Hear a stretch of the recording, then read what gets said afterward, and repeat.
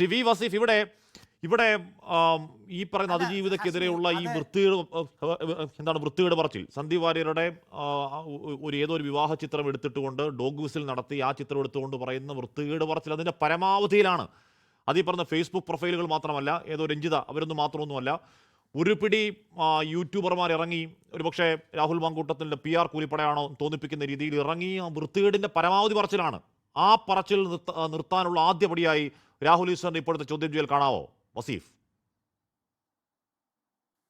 തീർച്ചയായിട്ടും ആഷ്മി, ഇവിടെ നമ്മൾ കാണേണ്ടത്, ഇപ്പോൾ ശ്രീകുമാർ സാറിനെ പോലെയുള്ള ഒരു മുതിർന്ന മാധ്യമ പ്രവർത്തകൻ ഈ നിമിഷം വരെ ഈ വിഷയത്തെ മറ്റു പലതിനോടും സമീകരിക്കാനുള്ള ഒരു വെപ്രാളമാണ് കാണിക്കുന്നത്. അത് അദ്ദേഹത്തെ പോലെ ഒരു മുതിർന്ന മാധ്യമ പ്രവർത്തകനിൽ നിന്ന് ഉണ്ടാകരുതേ എന്നുള്ള അഭ്യർത്ഥനയാണ് എനിക്ക് ഇവിടെ സൂചിപ്പിക്കാനുള്ളത്. ഇത് സമാനതകളില്ലാത്ത ഒരു സംഭവമാണ് കേരളത്തിലുണ്ടായത്. ഇങ്ങനൊരു സംഭവം നമ്മുടെ മുമ്പിൽ ഇതുവരെ ഉണ്ടായിട്ടില്ല. അതുകൊണ്ട് തന്നെ മറ്റു പല കേസുകളോടും നിങ്ങൾ ഇതിനെ താരതമ്യം ചെയ്യരുത്. ഇതിൽ CPM-ന് പങ്കുണ്ട് എന്ന് ആക്ഷേപിക്കുന്നവർ സത്യത്തിൽ അവരുടെ തന്നെ മനസാക്ഷിയെ വഞ്ചിക്കുന്ന തരത്തിലാണ് ഈ വിഷയത്തെ കാണുന്നതും സമീപിക്കുന്നതും. CPM-ന് ഈ വിഷയത്തിൽ എന്ത് പങ്കാണുള്ളത്? ഈ വിഷയം ഉന്നയിച്ചാണോ ഞങ്ങൾ തെരഞ്ഞെടുപ്പിനെ നേരിടുന്നത്? നിങ്ങൾ ഞങ്ങളുടെ തെരഞ്ഞെടുപ്പ് യോഗങ്ങളിലേക്ക് വാ. ഞാനിപ്പോഴും ഇന്നും 2ഉം 3ഉം കുടുംബയോഗങ്ങളിലൊക്കെ പങ്കെടുത്താണ് വരുന്നത്. എനിക്ക് മുൻപോ എനിക്ക് ശേഷമൊക്കെ അവിടെ ആളുകൾ സംസാരിക്കുന്നുണ്ട്. ഒരാൾ പോലും ഈ വിഷയമൊന്നും സംസാരിച്ചിട്ടേ ഇല്ല. ഞങ്ങളത് സംസാരിക്കുന്നുമില്ല. ഞങ്ങൾക്ക് ഒട്ടേറെ വികസന കാര്യങ്ങൾ, കേരളം നേടിയ നേട്ടങ്ങൾ, അതുപോലെ തന്നെ മറ്റു പല കാര്യങ്ങളും, ഞങ്ങൾ ഉയർത്തിപ്പിടിക്കുന്ന രാഷ്ട്രീയ നിലപാടുകളൊക്കെ ഞങ്ങൾക്ക് സൂചിപ്പിക്കാനുണ്ട്. അതിന് തന്നെ സമയം തികയുന്നില്ല. ഇദ്ദേഹത്തിൻ്റെ ഗർഭം അലസിപ്പിച്ച കേസും അതൊക്കെ മനുഷ്യരുടെ മുമ്പിൽ പറയാൻ പറ്റുമോ? ഞങ്ങളെ എന്തിനാ ഇതിനെ തെറി വിളിക്കുന്നത്?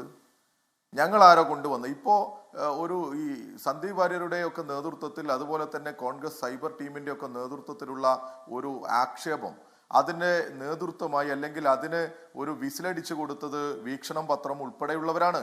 വീക്ഷണത്തിൻ്റെ എഡിറ്റോറിയലിൻ്റെ ഒരു സത്തയാണ് കേരളത്തിൽ ഉടനീളം ഈ UDF-ന്റെ സോഷ്യൽ മീഡിയ ഹാൻഡിലുകൾ ഉപയോഗപ്പെടുത്തുന്നത്.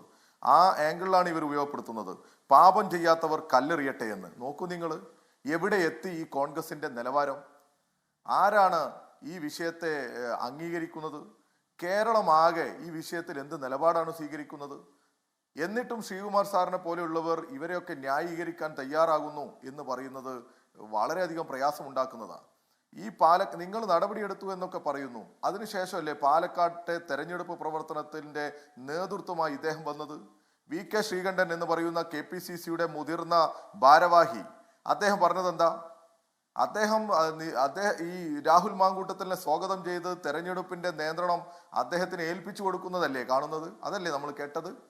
അടൂർ പ്രകാശിന്റെ സ്റ്റേറ്റ്മെന്റ് എന്താ? ആർക്കേലും അംഗീകരിക്കാൻ പറ്റുന്ന സ്റ്റേറ്റ്മെന്റ് ആണോ? അതുപോലെ തന്നെയാണ് മുതിർന്ന നേതാക്കന്മാരുടെ എല്ലാം നിലപാടുകൾ നമ്മൾ കണ്ടത്. അതിൻ്റെ തുടർച്ചയാണ് സന്ദീപ് വാര്യരുടെയും അതുപോലെ തന്നെ വീക്ഷണത്തിൻ്റെയും ഒക്കെ ഒരു സ്റ്റേറ്റ്മെന്റുകൾ വരുന്നത്. വീക്ഷണം അതിനൊരു താത്വികമായ ഒരു അന്തരീക്ഷം ഉണ്ടാക്കി കൊടുത്തു. സന്ദീപ് വാര്യർ അതിന് വേണ്ട എല്ലാ തെളിവുകളും അങ്ങ് കൊടുത്തു. അതായത് ഇവർക്ക് ആവശ്യമുള്ള ഈ പ്രചരണത്തിന് ആവശ്യമുള്ള കാര്യങ്ങളൊക്കെ അങ്ങ് കൊടുത്തു. പക്ഷെ അതിൽ നമ്മൾ കാണേണ്ട ഒരു കാര്യമുണ്ട്. സാക്ഷാൽ ചെന്നിത്തല കഴിഞ്ഞ ദിവസം പത്രക്കാരെ കണ്ട് പറഞ്ഞു, ഇത് ഒരു സംഭവമല്ല, കുറേയേറെ സംഭവങ്ങളുണ്ട്. ആ സംഭവങ്ങളൊക്കെ VD സതീശൻ എന്ന് പറയുന്ന കേരളത്തിന്റെ പ്രതിപക്ഷ നേതാവിൻ്റെ അടുത്ത് കുറെ മുമ്പേ പറഞ്ഞിട്ടുണ്ട്, ഈ വിവരങ്ങളൊക്കെ കൊടുത്തിട്ടുണ്ട് എന്നുള്ളതാണ്.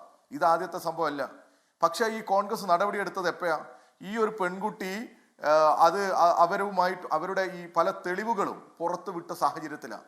തെളിവുകൾ പുറത്തു വന്ന് ഒന്നും പറയാൻ പറ്റാത്ത തരത്തിൽ നഗ്നരായി കോൺഗ്രസ് നേതൃത്വം നിൽക്കുന്ന സാഹചര്യം ഉണ്ടായി ഈ കേരളത്തിൽ.